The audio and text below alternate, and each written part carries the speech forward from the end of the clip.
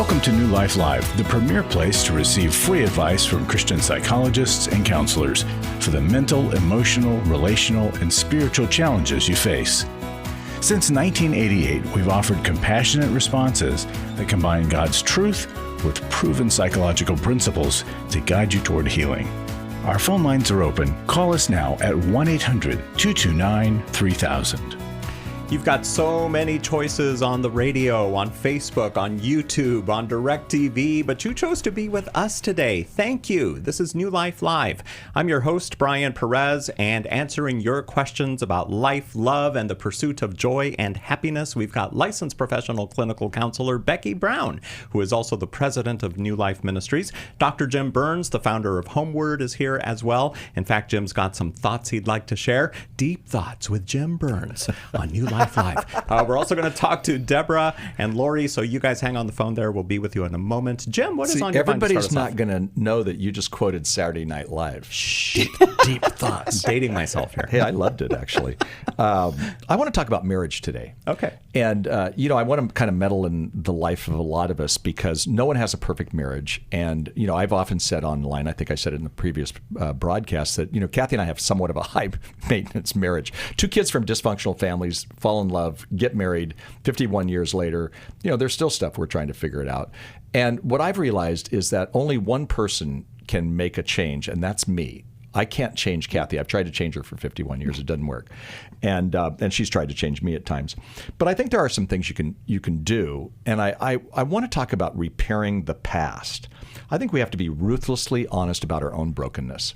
We get calls all the time about, the spouse's brokenness. Mm-hmm. And they're broken. I get it. But really, we have to deal with our own brokenness. And the question I want to ask is, do you have unfinished business in your past? Do you have any past relationships that you still have unfinished business, abuse in your own life? Because if we don't deal and are ruthlessly honest about our own brokenness, we're not going to get help. I've heard this here. It's not my original phrase, but somebody said this here on the broadcast. If we don't heal, we will repeat. And so, move to healing. That's why there is a New Life, because people can call, but there's so much more. They can go online. They can be in the groups. They can go to, to workshops. They can do intensives. They can, go to the webinar that's coming up. All these beautiful things. But be ruthlessly honest about your own brokenness, and also focus, as I just said, on your stuff, not on his stuff or her stuff. So now, you know it. Nagging doesn't work. Constant criticism, even if it's true. If you're criticizing to correct all the time in a marriage, well, that's not working. But there is a power to change. And I love, and I've quoted this before, that Henry Cloud, my good friend, said this in one of his books: if the tooth is infected, pull it. I don't think you have to pull the marriage all the time. I think you pull the tooth. What's infecting the marriage? Mm-hmm. And sometimes you don't know. So that's why we need counseling, and that's why we need that help. And then always seek and give forgiveness. But you know what? Saying to your spouse, I'm sorry, that was my fault. I ask you to forgive me. That's a big deal. But then also when they forgive you, then you got to take that forgiveness, and live it out. So again, not forgiving someone, I always say, is like drinking rat poison and waiting for the other person to die. So you can't be in a marriage if you don't forgive. Mm-hmm. It just simply, does not work. Kathy and I have a common goal, and it's Ephesians 5:21. And it says, submit to one another out of reverence. That's our goal for our marriage. 9 words: submit to one another, serve one another, care for one another, be the servant to one another. And why do we do it? Out of reverence for Christ, not just out of reverence for each other. And I think that's a formula that works. So try that. Yeah. Becky? Don't tackle somebody who's wearing the same jersey. That's what marriage is all about. I'm quoting you. Brilliant. Oh, my goodness. I've got to write that down. Hang on. Say it again. I'm writing it down, too. Yes. Say it again, Becky. Don't tackle somebody wearing the same jersey. And, our friend Dr. Dave Stoop used to say all the time, marriage is the school of forgiveness. And so, you want to learn about forgiveness, it's probably going to happen if you're married. I can see that on T-shirts and bumper stickers all over now. Don't tackle someone wearing the same jersey. No, I'm speaking on it this weekend. Perfect. Deborah, Lori, stick around. We're coming back to you when we come back on New Life Live. I was stuck. I was so stuck. 27 years married. My husband addicted to pornography for the majority of our marriage. I was very isolated and didn't really know which way to turn. If you've been affected by betrayal, an emotional or a physical affair, or pornography, Restore Intensive will equip you with support and tools to help you through. When two people want to do their part, we can be restored. But if they don't, we can still be restored. We are not stuck because someone else made a decision. That God lets us weigh in on how we want to walk out our life. Our wellness does not hinge on another person's decision. The Restore Intensive is coming to Washington, D.C. November 7th to the 9th. Register online at newlife.com or call 1-800-NEW-LIFE and use the discount code NLL to save $50. You guys helped me figure out what was going on. 1-800-NEW-LIFE and the discount code NLL. To find out more information about New Life or to order any of the resources mentioned on today's program, call 1-800-NEW-LIFE. Now back to New Life Live. And let's go to Deborah, who is listening to us on newlife.com in Sacramento. Hello, Deborah. Welcome to the program. Hello. Thank you so much for taking my call. I'm calling to ask basically how to handle, how can I help my grandson, 18-year-old, who's moved in with me because first of all, I'm one of those broken people that you were speaking of earlier. So is he. He can't go home to mom's house, to the mom and stepdad. He can't go home to the dad and stepmom or the auntie. He's been living with all those people and is staying with me because he had no place else to go. By the way, I'm very happy that he's with me. I wish he'd stay forever. I wish I could get a house with the dog in the yard and all that for us. Which I wish I could have done when he was 11. That wasn't possible, and I'm barely surviving now. So I have no money to give to him, but I can share my tiny apartment with him, and it's great. I try not to ask a bunch of questions so that he has some place where he can come to where not everybody's lecturing him and yelling at him and asking a lot of questions. And the reason they're doing that is because he's in a lot of trouble. When he moved in, he bought his own car and a phone, and he was working. He's been here for about a month, but he's gotten fired from his job after having a multitude of chances to do what he should have been doing.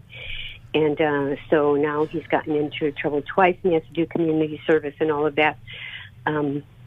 So I told my son, if anything comes up, I'm going to refer him to you and to his uncle, who was his employer. So I kind of stay out of that so we can have peace here. And I told my son, you can have peace knowing that he has a place to go to. He has keys. I was told, don't give him keys. Well, I did because I don't want him to be on the street. And I love him and I want him here. Yeah. As long as he behaves himself. He's quiet. He's very respectful and polite with me. So I stay out all of the rest of it. I let the parents, handle all that. And he comes with me, and we have peace and quiet here. And he hardly talks, and I'm convinced that he suffers from PTSD. So really quick, Deborah, what is it that, why is he getting in trouble? Why does he have to do all the community service and everything? Marijuana. I don't know if there are any other drugs involved. He's been in a long-term care facility. What do you call that for people with drugs and alcohol and behavior problems? Treatment center. Mm-hmm. Yes. And he got himself kicked out twice. The last time he was told, if he does that again, we're going to kick him out. He did it again the next day to deliberately get kicked out. Wow. So what's your main question for us today? So how do I handle this going forward? How can I help him now? Okay. Becky, what would you say? He got arrested again, and the last week the car was towed. Eventually, okay. Deborah, so he was walking. Listen, you get Grandma of the Year award for the love that you have for this young man. I'm sorry, please repeat that. You get Grandma of the Year award for loving this young man. You have a great love for him. Here's the problem. He has a lot going on, and your love isn't big enough to make it all right. You're going to have a plan, and you're going to have an agreement with him. If you're, when you said that he was working for the uncle, he doesn't have a chance in the system that is happening to him right now. And so whatever the treatment was that he got kicked out of, he is dysregulated. And you gave a reason why, because of his growing up and all of this, the compartmentalization. I imagine that the trouble that he's getting into is because he can't manage his life. And, when we can't manage our life, there are systems in place that will manage our life for us. And he is on his way to spend some time in prison. Ultimately, that's what's going to happen. That's what we're afraid of. Yeah. And here's what I say to that. Don't be afraid. Take action. Okay. So that's what I'm calling. And I love that, Deborah. So here's the thing. You're saying that any treatment that he's been offered, he's not willing to do. Is that what I'm hearing you say? Right, and it's like maybe I'm reading into it too much because I don't know what I'm talking about. But I think it's like he wants love and affection and attention. He wants help, but no matter what you say, he says, "I'm fine." No, I'm fine, and he pushes everybody away instead of letting people come in and help. He's guarded because he's had to be, and that also is probably why he's using marijuana and whatever else he's using. I agree. But Deborah, if he won't get help, you're going to need help in order to manage this situation. Because I don't know what to do. That's why I'm asking. Right. A month in, he's already, becoming more and more in trouble. And at 18, I know we always talk about this here. 18 is the legal age, but we know his brain isn't done developing and he's got lots of work to do. And we have compassion for him. But I want you to have a plan. I actually think, connecting you with either a therapist, both, a therapist as well as getting involved in a life recovery group for codependency. Now, this is not a condemning of you. Yes, for you. Because I understand that.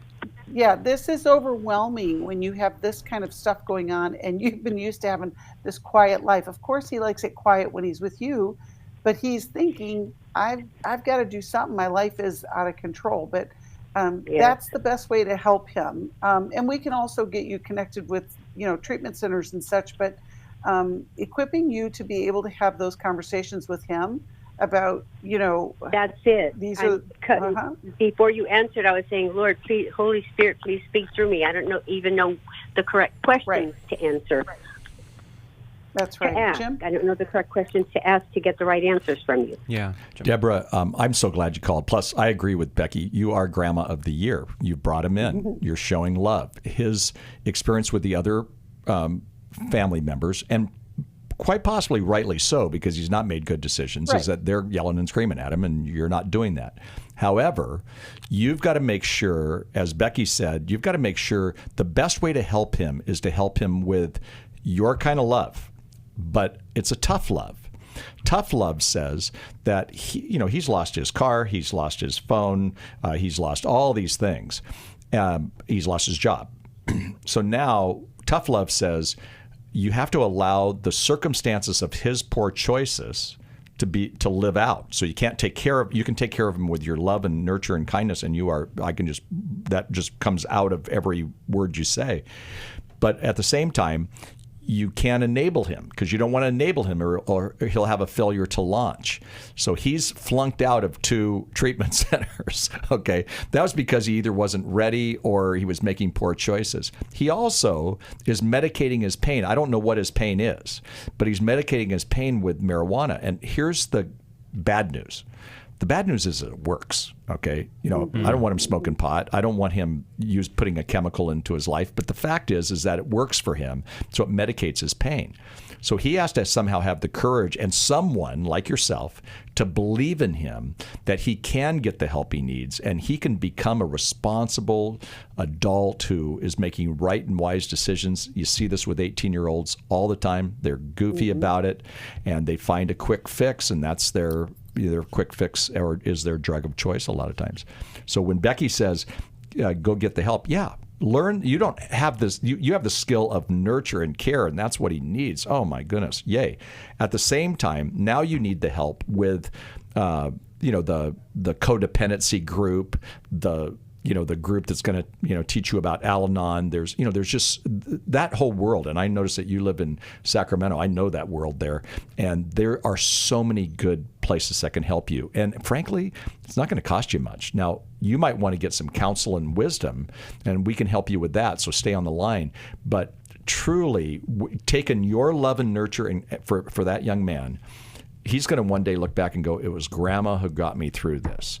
And but Grandma has to also be strong, and Grandma has to be able to say some of the tougher things, like, you know what, I'm so sorry for you. I feel for you. I'm showing empathy. However, I'm not going to fix it all for you.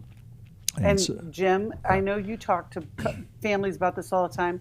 I think Deborah has to get a vision of what the grandson's life could look like. Yes. Yeah. Because what happens in these situations, you're putting out fires all the time. Yeah. It's, you're reacting to every trouble he gets into, and you lose sight of the fact that, you know what, you can earn a place to stay here.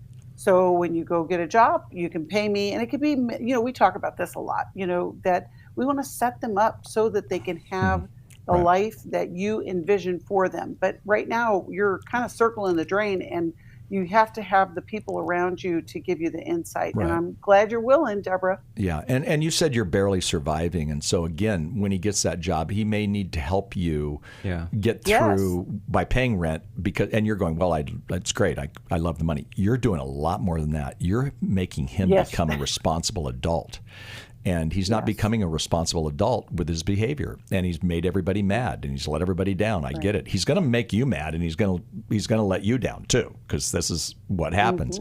But with your stamina and strength for him, and really your faith, not just, I hear that coming through with you.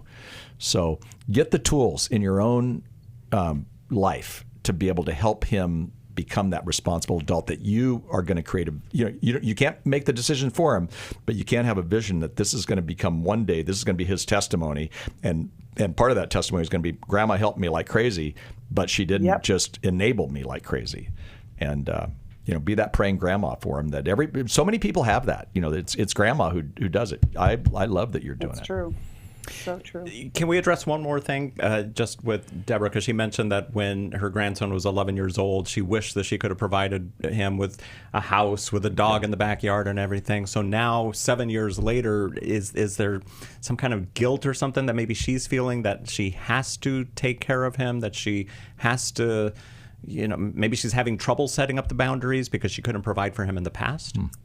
Such good insight, Brian. You're learning as you are hosting the show, because that's exactly what's happening. That's why I said she has to get a vision of him future, because the old vision of, I wish I could have done all of this, even is in play right now, where she says, I wish we had the backyard. I wish I could get a job or a dog for him.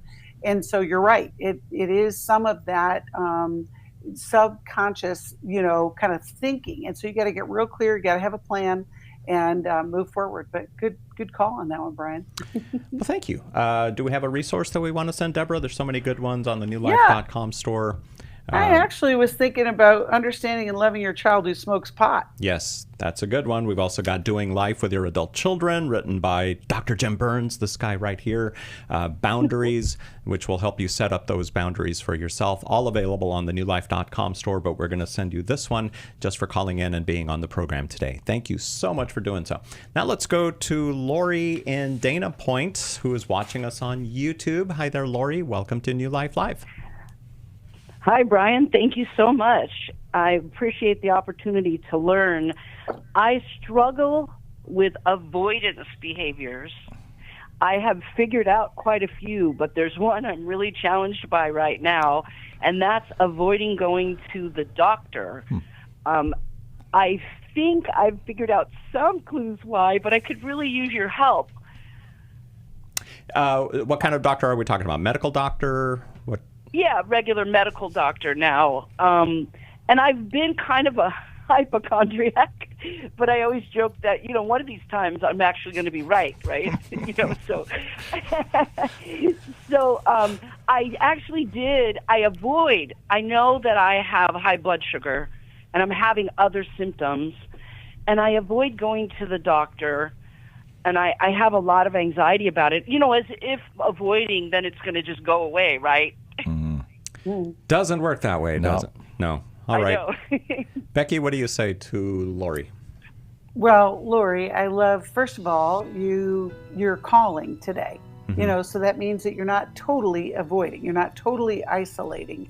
And it is also noting that, there's the unknown. And when we get anxious, it's a way to control what's happening. You believe that if I don't call or if I don't go to the doctor, then I won't have to know anything. But that creates anxiety because something is going on. And you can hear the music. Don't go away. Don't avoid us because we're going to take a break. And then we'll finish the call on the other side of this break. Yes, we will. And we'll send you a resource from the newlife.com store just for calling in today. It's something that we offer here on New Life. And we thank you for helping to provide these resources that we send to people free of charge. You can help us by making a donation, either a one-time donation or becoming a monthly Club New Life member. We're going to be back with Lori in just a moment on New Life Live. I went to Every Man's Battle in 2012. My sexual integrity was not what it should have been. I sought out affairs, whether physical or emotional. Until I came to Every Man's Battle, I didn't understand that would never fill that void. Every day, men struggle with sexual integrity. Impure thoughts, strip clubs, affairs, pornography. The shame and guilt was overwhelming. For over 20 years, New Life Ministries has been helping men regain their integrity and purity through their one-of-a-kind Every Man's Battle Intensive. You will discover what the true root of your pain is, and you will discover how to overcome. You don't have to struggle any longer. Get help in Cincinnati, Ohio, August 22nd through the 24th. Call 1-800-NEW-LIFE to register or to find out more. 1-800-639-5433 or online at newlife.com. Enter the code NLL for a discount. Every Man's Battle saved my life. 1-800-NEW-LIFE and the discount code NLL. Club New Life changes lives. You guys came along into my life in 2022. That was a really, really difficult year of my life. You can help New Life Ministries provide Christ-centered hope and counseling resources to thousands of people by joining Club New Life today. I began to really process a lot of things that I've needed to for a long time, and y'all were a very big part of that. When you sign up to support us monthly through Club New Life, you'll make a difference in the lives of individuals and families with godly counsel and connection to help. I came out of it having never experienced anything like that, and y'all were there. Join today and help continue the message of hope to a troubled world. I knew I had to keep going, and I joined Club New Life, and y'all have been the resource that has now been a light for my wife and I. Go to newlife.com/CNL, and together we can help hurting people find help and hope in life's hardest places. Keep doing what you do because it makes a difference. newlife.com/CNL.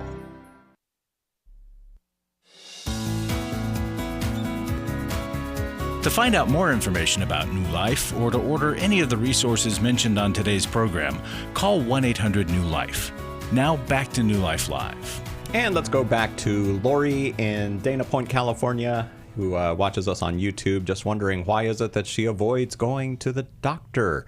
Becky, I think you wanted to continue the conversation here?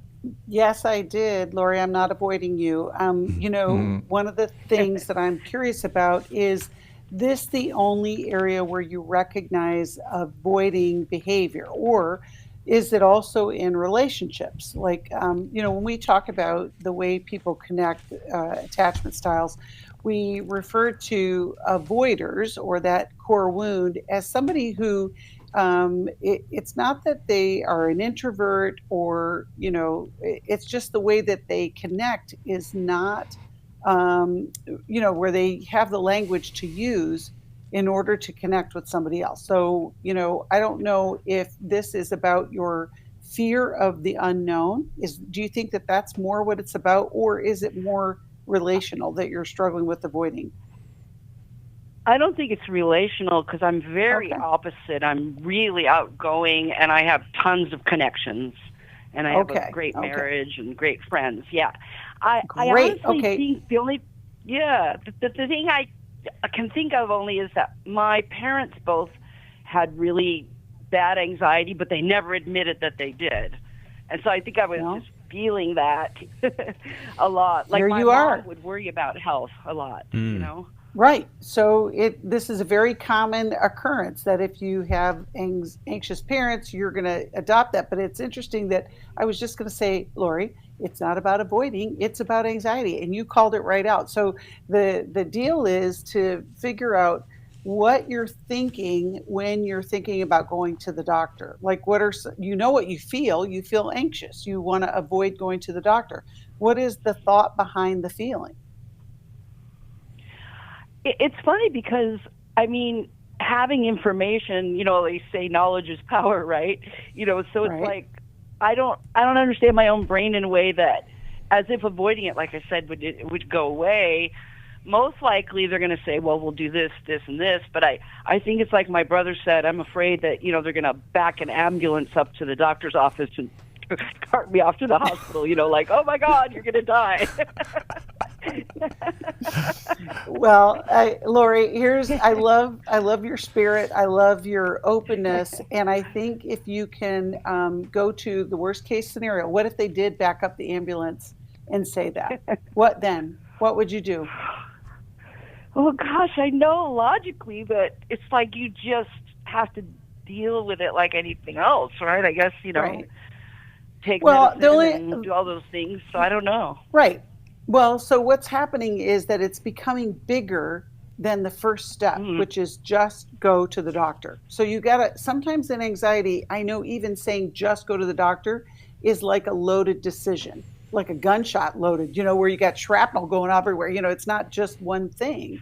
But I want you to spend some time, Lori, with somebody, it could be your husband, where you kind of walk through worst case scenario. So they bring the ambulance and I get carted away and I die. Okay. You know, and you know, that's ridiculous, right? But let's just explore all of it to the point where you can say, I can make the appointment. And if you need your husband to go with you, I'll take my husband with me. And we're just going to break it down into those steps, because anxiety gets bigger the more we just leave it to its own, you know, it's kind of like a big water balloon. It takes up space everywhere in our brain. And I know that's what you're feeling. Jim? Yeah. Lori, the anxiety part is something you want to deal with and you'll want to think through. And there's amazing counselors in your area, and we can give you some resources as well. So I'm going to kind of play coach here. Okay. Do you have a doctor? Do you go to a doctor? Yes. Okay. In fact, well, I just moved here, but I do have an appointment August 8th coming up. Oh. So at least I made that step. Okay. Yeah. So you have a doctor. Good job. Number one. Number two, do you have you said you have a good marriage, so can your husband take you to the doctor? Could friends, relationships? Okay. Yeah, he will. Okay. Yeah. So ask them and get it on their calendar. And then the word is accountability. You know, I think a lot of times we avoid because we don't have accountability. I'm in an accountability relationship where I'll tell people I want to lose weight, and you know what they do? The next week they ask me, have you done anything yet to lose the weight? And I have to, bow my head and say, well, no, I've been avoiding that. So there are answers to this. So then you with whoever you talk to, it's the accountability. And then once you meet with the doctor, you have a plan. Now, again, that sounds so simple. When we are anxious, that is not a simple thing. But you seem like a really matter-of-fact person. I love your spirit. If I was sitting with you down at that harbor in Dana Point, which I think is one of the more beautiful harbors around, you said you just moved there, so it's a great place. Sir. But I would honestly, I would take out a piece of paper and write those things down and say, what's wrong with this plan? And you'd probably say nothing. And now you're saying that you actually have an appointment. So we just want to encourage you to go take that appointment. And I'll bet, listening to your voice, I don't think they're going to bring the ambulance up. I think that doctor's going to give you some good insight. And you're going to be, if there's something to worry about, it's going to be something else in a couple of years or a couple of months. It's not going to be this, because you're going to take care of it. I believe. You need to call us back after that appointment and let us know that you had it. Okay. That'd be great. Lori, thank you for calling in today to New Life Live. We're going to send you something from the newlife.com store. Take your life back. Take your life back. That is a great resource. We've also got a Take Your Life Back on Life online course coming up that I'll tell you about when we come back here on New Life Live. And the other side of this, here's Lori, who's avoiding going to the doctor. There's also people who avoid going to the doctor, so they self-diagnose. They go online, they find out what all their symptoms are, and then they think they've got this horrendous disease, and they say, well, I'm definitely not going now because I already know what I have. And they just, the anxiety keeps playing out. And you know what, Brian? Lori can join us at the anxiety webinar, Yes. From Chaos to Calm. Yes. We'll tell you about that as well when we come back here on New Life Live.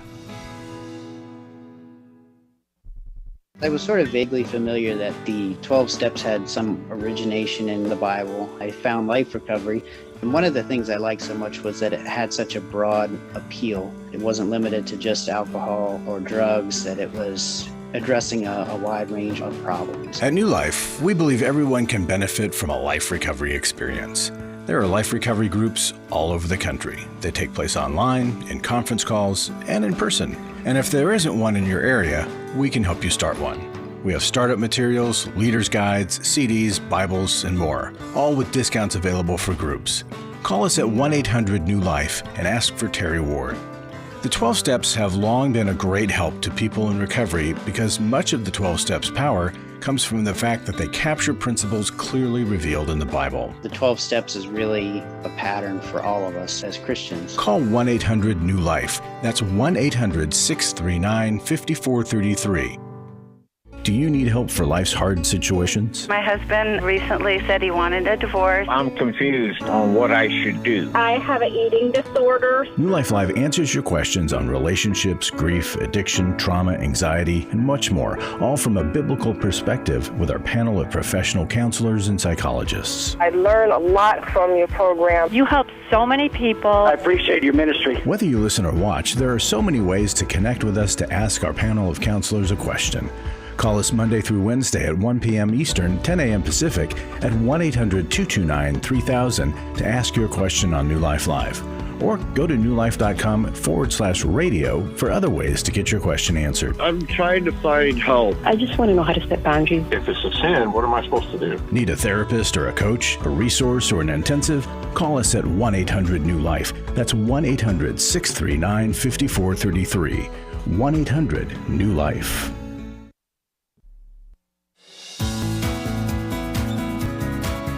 To find out more information about New Life or to order any of the resources mentioned on today's program, call 1-800-NEW-LIFE. Now back to New Life Live.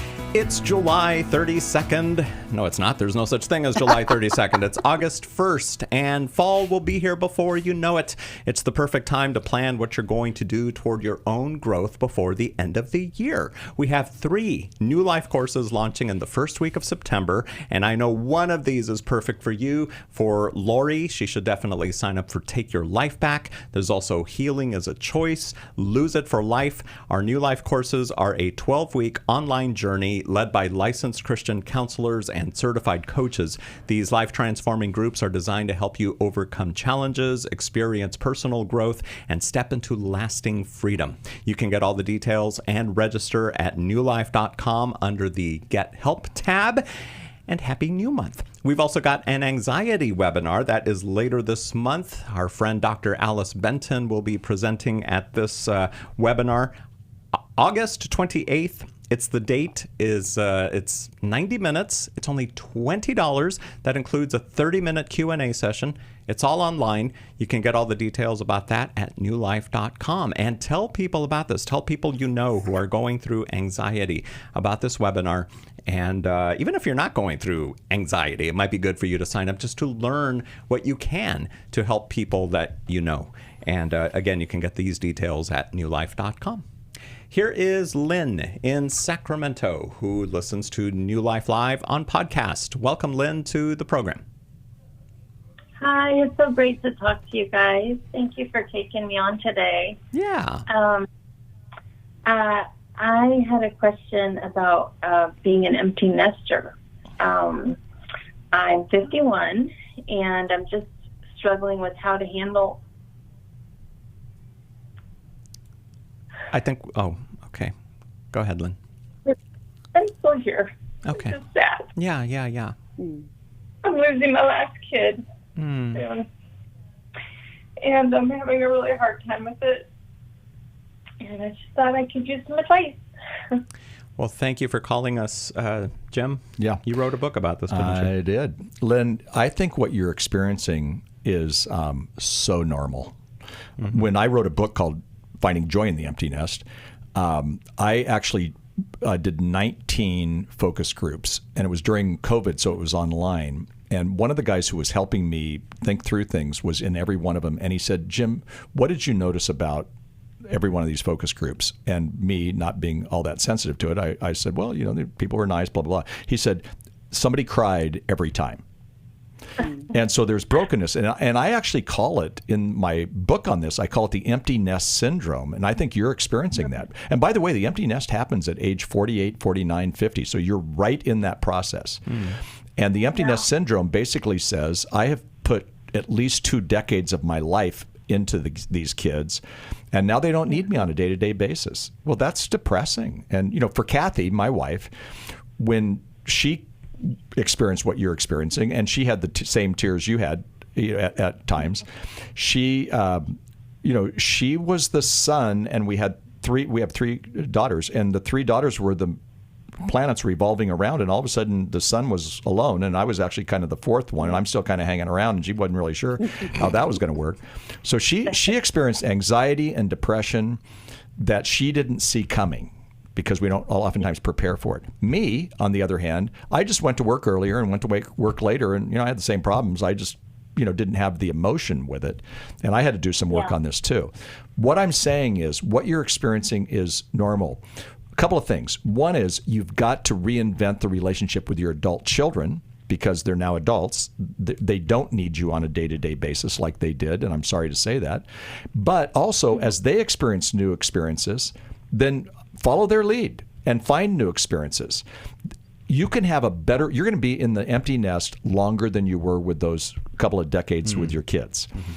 So that means enhance the relationship with your adult kids. You got to let them kind of take the lead on that, because they're moving from dependence on you to independence. But at the same time, as this takes place, then, what do you want to do with the rest of your life? And you kind of can reinvent it. You can re-engineer it.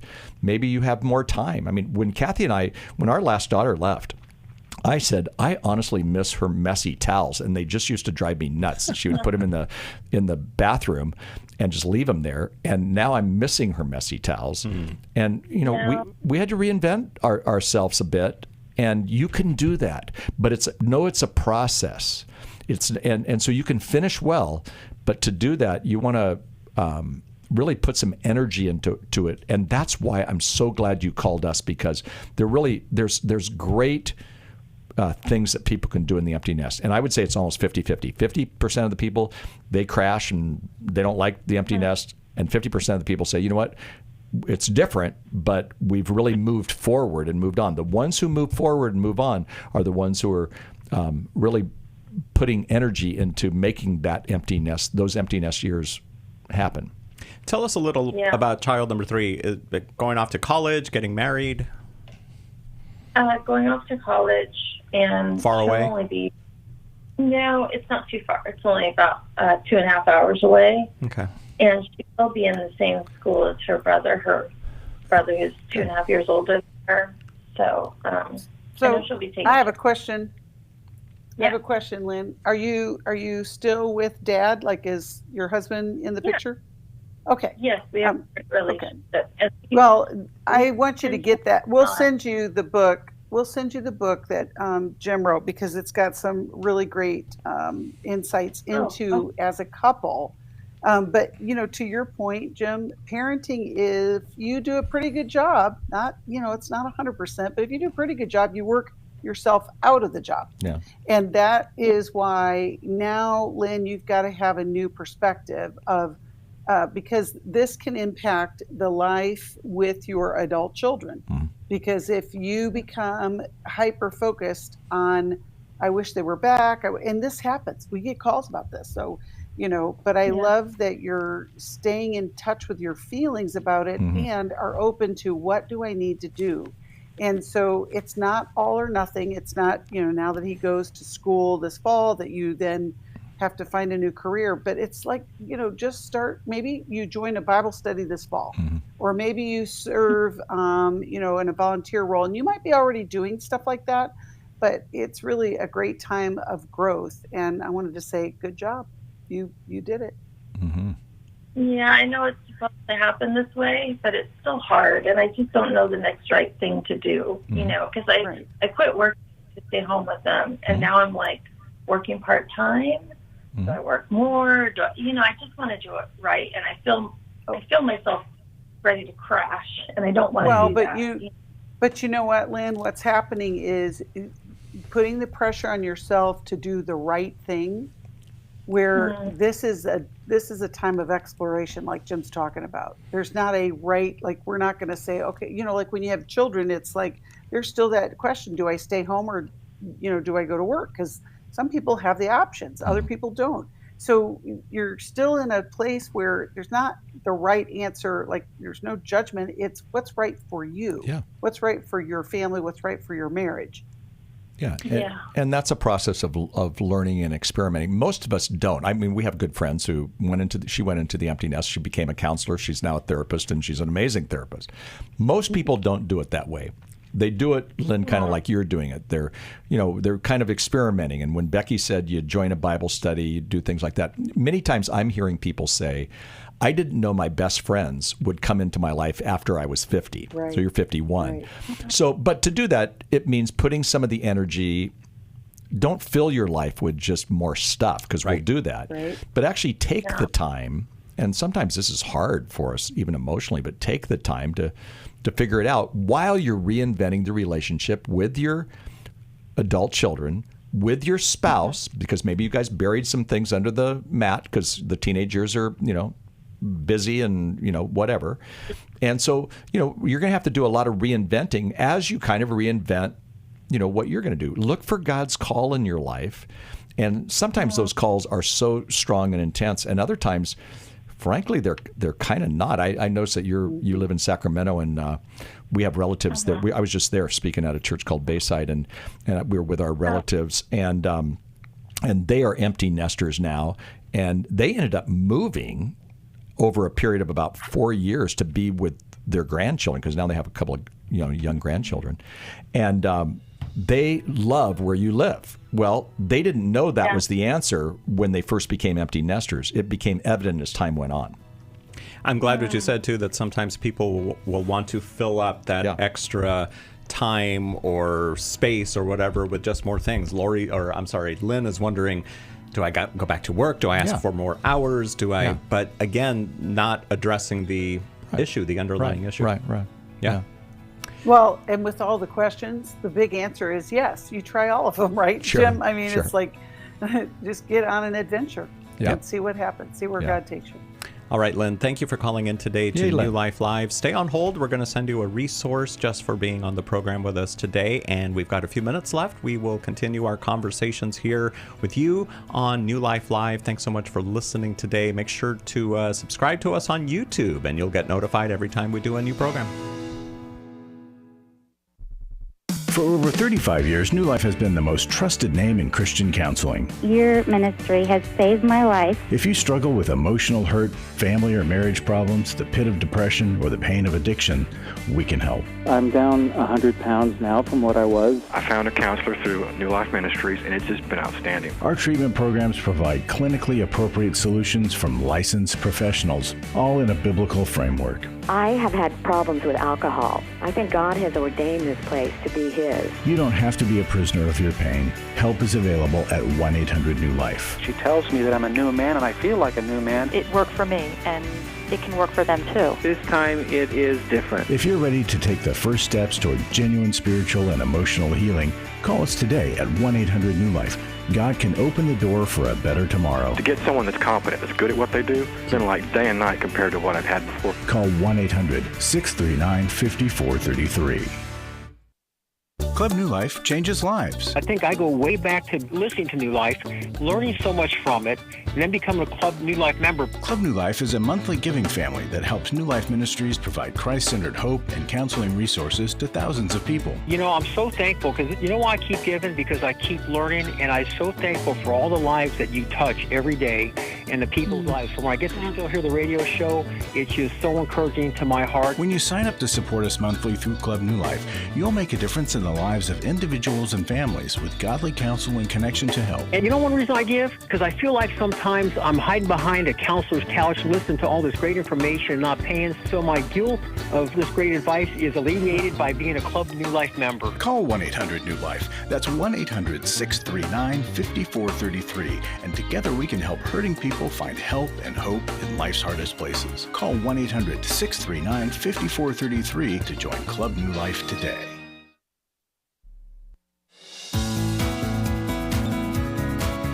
To find out more information about New Life or to order any of the resources mentioned on today's program, call 1-800-NEW-LIFE. Now back to New Life Live. As a nonprofit organization, you'll occasionally hear us making a financial appeal, but the key word there is occasionally. We don't, in my opinion, go over the top when it comes to asking you to come alongside us. Plus, we let our work speak for itself. You hear the people who call in to ask for help. Becky Brown, president of New Life Ministries, first off, thanks for your leadership. What would you say to someone who wants to be a good steward of their finances? Is New Life a good place to invest in the kingdom? Well, of course, and thank you for asking. But, you know, here's what I always think about. If New Life went away today, where would you get the sound counsel based in your Christian faith? You know, we've been a trusted resource for over 36 years. Many of you have been listening from the beginning, and you may have not made a donation yet, but I want to say that today's the day. You could do that. Yep. Go ahead. No, Brian. I was just going to tell people how to do that, but if you wanted to add something. Go ahead and tell them how to do it. All right, there's 3 ways to do it. You can go to newlife.com. You can also call 1-800-NEW-LIFE. You can also text 28950 no, I'm sorry. I got that reversed. You text NLM to 28950. Those are the 3 easiest ways to do it. You can also send us a check if you wanted to. We've got our mailing address on the newlife.com website if you want to do it that way too. And make sure to tell people about New Life, right, Becky? That's always good to get the word out.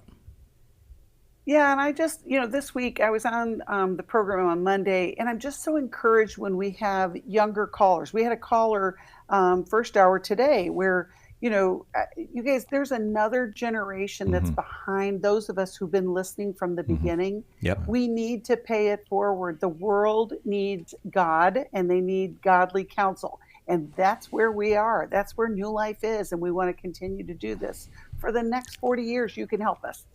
Yes, indeed. So come alongside us financially, prayerfully, of course. But again, newlife.com, 1-800-NEW-LIFE, or text NLM to 28950. We have many resources to help the people that you care about, who are walking in painful situations, they're stuck in life. Letting them know that help is available is a gift to them. Send them to newlife.com, share our social media page with them. You know, Facebook is about the only thing I do social media wise, and I follow New Life, and I'm so grateful for those tidbits of wisdom that are shared throughout the day. So give us a follow so that you too can get that encouragement.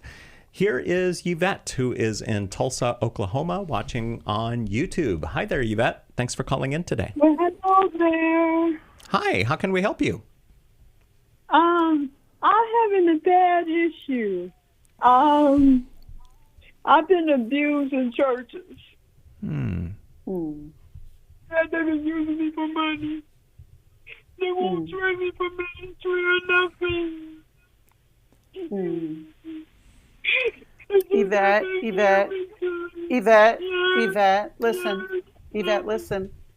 listen. I hear the pain, but in order for us to help you in this short amount of time, I want you to take a big, deep breath and ask the question so that then we can help you, okay? Okay, I've been abused in churches. Okay. What kind of abuse? Are we talking physical, verbal? Financial abuse. Okay. Financial. Got it. Okay. Okay. All right. And so what I would say, just because I know we want to get you to a place where you are able to hear the words that we're talking about. It can be overwhelming. So Yvette, did you lose a lot of money? Did somebody take it from you? Tell us about that particular abuse. I had upped my tithing from 10% to 20%. And then I was hurting financially. I didn't have enough money to take care of myself. And so did you go back to the church and ask them to help you and they said no, or what? Yeah, they said no. Okay. Okay. All right. So Yvette, here's the thing. How long have you been at that church? Almost 6 years. Okay. And this is heartbreaking because you trusted them. And did you feel like God had told you to up the tithing to 20%, or do you feel like they told you to do that? The church. They needed help, so I helped them. But I was hurting myself. I didn't have enough money to buy me food, clothes, or nothing. Okay. Oh, Yvette, I hate hearing that. Oh, I hate hearing that. So here's the thing.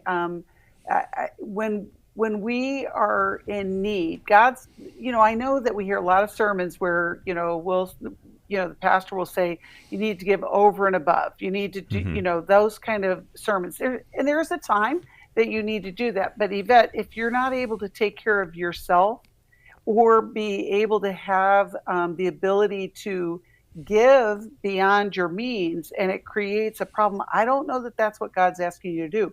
But Jim, you're smarter than me in this area, and I think you could maybe give her some insight. Yeah, Yvette, I'm so sorry. Yeah. And churches sometimes have, just like families, are dysfunctional, and it sounds like you're at a church that's not handling the finances and stewardship well, period.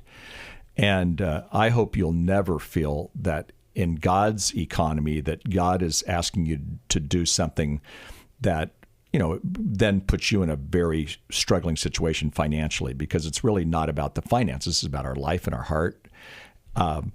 Personally, and again, I don't know the entire situation, but personally, I would probably go to another church, get some wise counsel in the meantime. You can do that at that church, or you can do and again, get wise counsel on your part. There are churches in Tulsa where you live who are wonderful, and they love God, and they're never going to ask you for that. They're not going to do that. If you were at my church isn't in Tulsa, but my church would never do that. So you got to find churches like that are healthy and want the best for you and will show you love. This church doesn't sound like, you're using a strong word, abuse. And so that's probably meaning that you're not going to have faith or trust in that church. And when you lose your faith and trust in that church, that doesn't mean you lose your faith and trust in God. You lose your faith and trust in that one particular church. Find someplace else that you can find people who love you and care for you, support you. And it's not about the money. It's about your relationship with God. Yeah. Right. And Yvette, here's the other thing. You've been betrayed. This is where the pain is coming from. When we hear your tears and we hear you're overwhelmed, you cannot believe that this happened.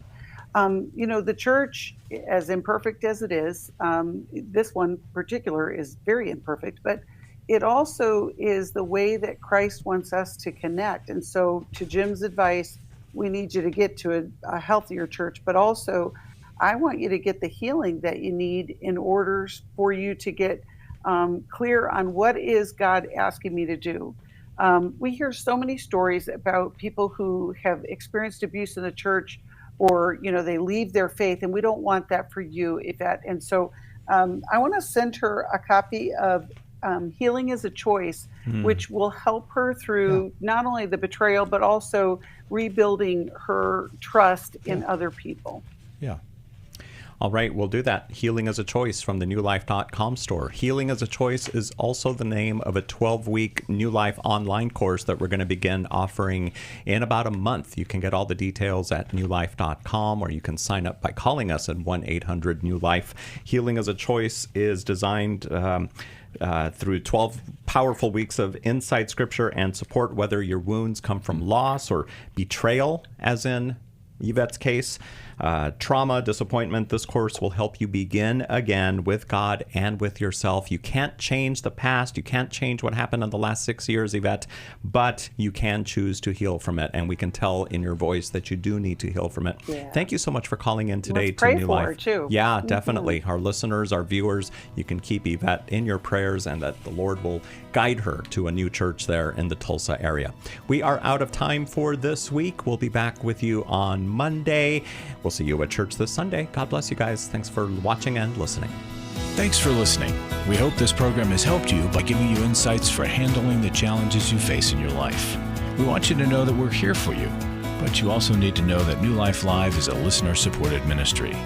To make your donation or to get any of the resources mentioned on today's program, call 1-800-NEW-LIFE. That's 1-800-639-5433 or online at newlife.com. Please join us again on Monday for New Life Live.